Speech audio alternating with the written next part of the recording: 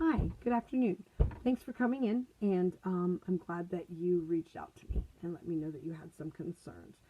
My name is Mrs. Lee. I am your child's teacher, and I'm here to help support you as we move forward through the process of determining if your child is exhibiting concerns or issues with their learning and processing skills. Before we get started, I do want to share with you, I made a little pamphlet here that hopefully will help answer some of your questions about the process and kind of what comes next. The first thing I want to share with you is that the Individuals with Disabilities in Education Act is a set of laws that outline the process of identifying educational needs of students and protecting the rights of the student and you, their parents.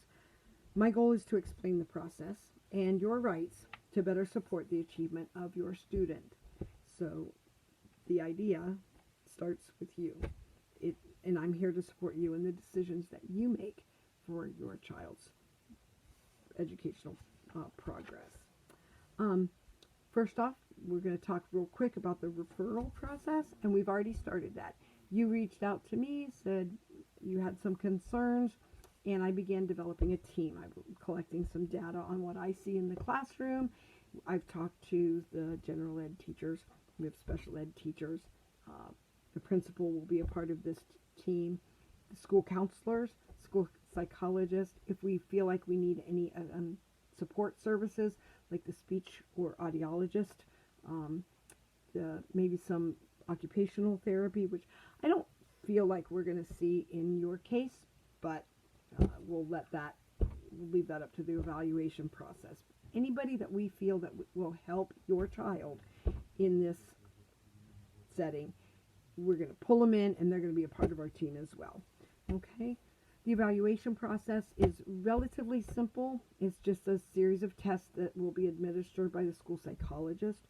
It won't take a whole day, usually about a class period. They'll be pulled out right here at school.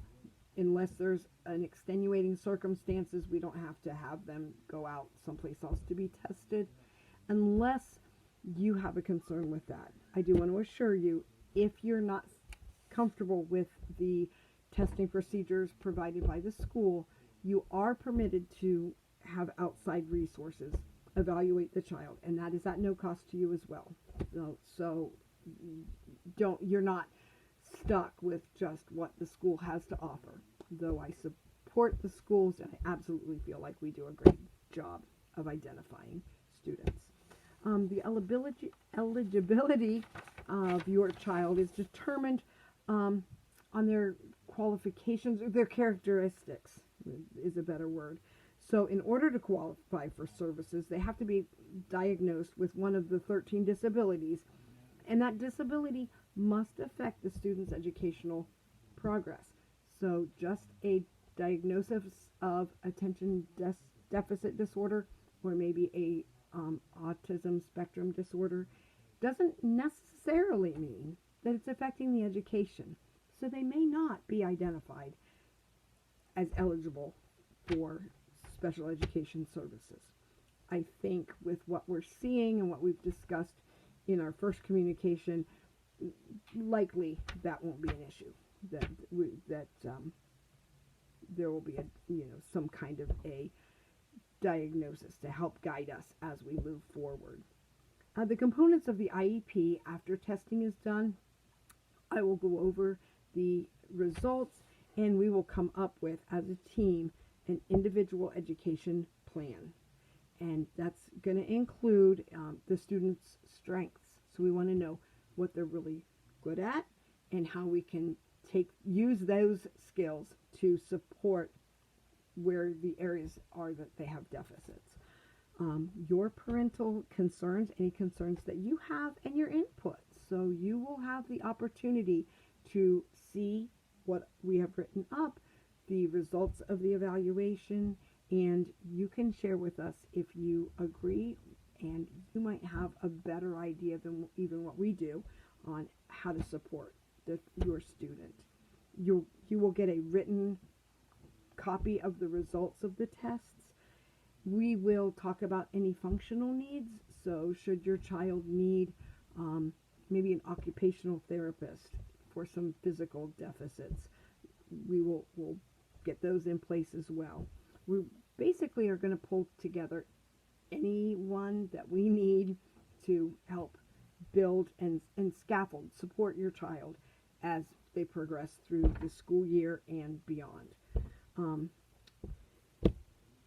The expectations for ongoing communication is simply that if you have a concern, please feel free to reach out. We're going to address. We might not come to a overall consensus, but if we can come to a consensus that we can move forward with, that would be in the best interest of the student, and then we can get down to the nitty-gritty and pick apart and come up, clarify areas of the IEP if we need to. And finally, I want to assure you that I am here as a professional. The Model Code of Ethics for Educators states that I have a responsibility to the student. It's my job to do what is in the best interest of your child and you. You guys are a unit. So I want to assure you I'm here to support you. I do have a responsibility to the profession, so I'm not going to break confidentiality laws or expectations. I have responsibility to the professional competence. I need to be presenting to you an IEP that is truly what I feel is best for your child. So I hope this helps. I have listed some resources on the back that I encourage you to reach out to. If you have any questions, my email is also on here. You're welcome to email me, and of course you can reach me through the school number between the hours of 7 and 2:30 any day of the week. So if you need any more assistance, please feel free to reach out. Thanks again for